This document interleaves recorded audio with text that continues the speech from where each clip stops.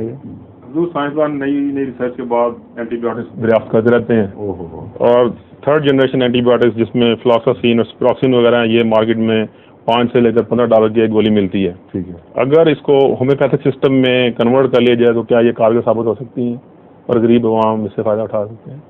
کس سے؟ Anti biotic سے. اینٹی بایوٹک اگر ہومیوپیتھک سسٹم میں ہم کنورٹ کر لیں وہ تو بہت خطرناک چیز بن جائے گی.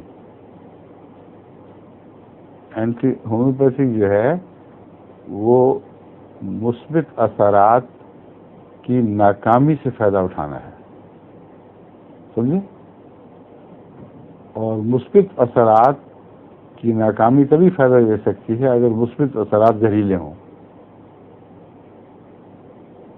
سمجھے؟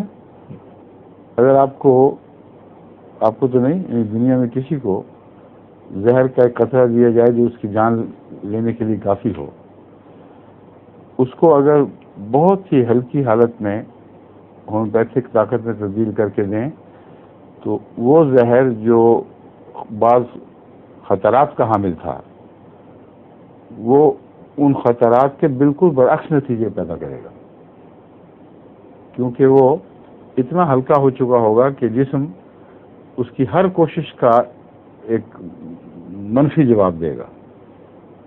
وہ کہے گا سر درد ہونی ہے, جسم کہے گا میں نے نہیں ہونے دینی.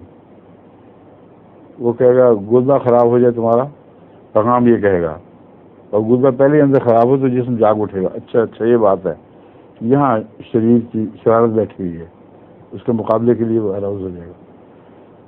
تو ہومیوپیتھک منفی اثرات کو ہلکا کرتے کرتے رد عمل سے فائدہ اٹھا کر مثبت اثرات سے تبدیل کرنے کا نام ہے. منفی ان معنوں میں کہ بیماری کے معنوں میں, یا دوسری صورت میں ہر مثبت اثر جو ٹھوس دوا سے یا ٹھوس خوراک سے پیدا ہوتا ہے اس کو اگر ہومیوپیتھک طریقہ علاج سے ہلکا کر کے دیں تو اس کا بالکل اپوزٹ ریئیکشن, ایک متقابل, ایک بالکل برعکس اثر پیدا ہوگا. ٹھیک ہے. اینٹی بایوٹکس تو اگر آپ نے ہومیوپیتھک بنائی تو جن جن جراثیم کو مارنے کے لیے آپ استعمال کرتے ہیں ان جراثیم کو طاقت دینے میں کام آئے گی, سمجھے؟ اس کا رد عمل جو ہے اگر جراثیم تک پہنچے گا تو کہیں وہ یہ تو ہمیں مارنے کے لیے تیار بیٹھے ہیں. فوری طور پر ریئیکٹ کرو, اور وائرسز میں ایوالو ہونے کی اتنی طاقت ہے کہ وہی جلدی سے ایوالو ہوتے ہیں. تو تصور بھی نہ کریں اینٹی بایوٹک ہومیوپیتھک کی, سمجھیں؟ سمجھ گئے بات؟ جی بالکل. ہاں, آپ سائنٹسٹ ہیں اس لیے احتیاطی بھی اچھی ہے. آگے ظہور مہدی آخر زمان